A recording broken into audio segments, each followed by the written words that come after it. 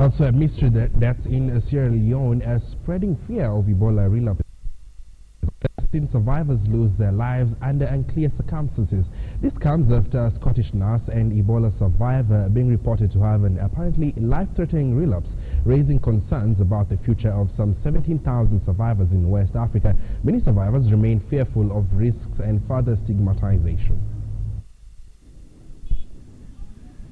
Billboards and posters beam messages against stigmatization of Ebola survivors in Sierra Leone's capital.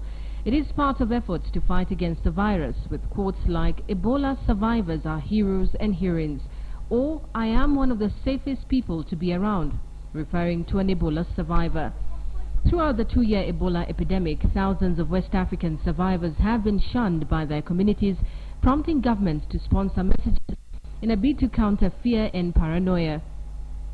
But these cases of Scottish nurse, the first known Ebola survivor to have an apparently life-threatening relapse, has revived concerns about the health of some 17,000 survivors in Sierra Leone, neighboring Guinea and Liberia.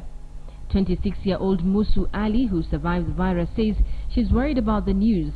She says the virus has subjected her to stigma, and she was hoping that her recovery would mean she and other survivors would now be able to live a normal life.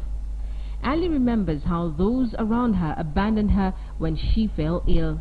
When I was sick, I went to the bathroom and I became unconscious. I called the 111 because at that time all my neighbors had abandoned me.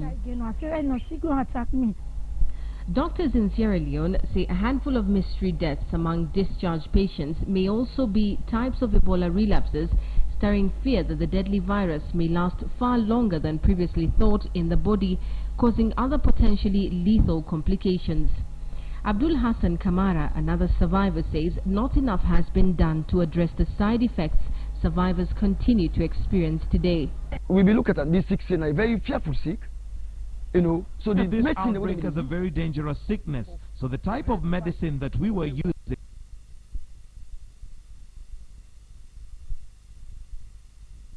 aftermath sickness happening in almost 90% of the survivors. Some of the survivors were not having any hearing problems. Now they are having hearing problems due to the hard treatment. Some with good eyesight, but now they can't even see properly. All this as a result of the hard drugs given to us at the ETU, Ebola Treatment Unit. Confirmation of relapses would prolong for a third year the struggle to defeat a virus that has killed nearly 11,300 people and ravaged the economies of some of the world's poorest countries. Guinea is the only nation in East Africa. Liberia has been declared Ebola-free, while Sierra Leone has gone 25 days without a case. But Ebola survivors continue to die under mysterious circumstances, health officials say. Doctors at Freetown's 34 military hospitals said they had seen 2 Ebola survivors return for treatment weeks after being discharged, complaining of respiratory problems, including one this month. Both later died. Sierra Leone's National Ebola Response Center said further research on such anomalies is underway. The findings may deepen the suffering of survivors who are already fighting against stigma.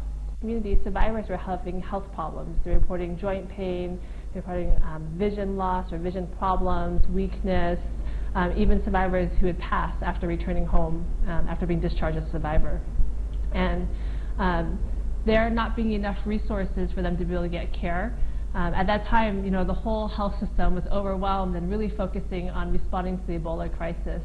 And so many of the healthcare facilities were overwhelmed, and also some of the survivors are facing stigma when they did try to get care. Both Sierra Leone and Liberia are introducing programs to help screen survivors to see if they harbor the virus. Operation Shield in Sierra Leone begins regularly testing the semen of willing survivors this month.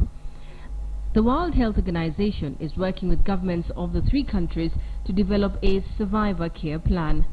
Najma Ismail, KTN News.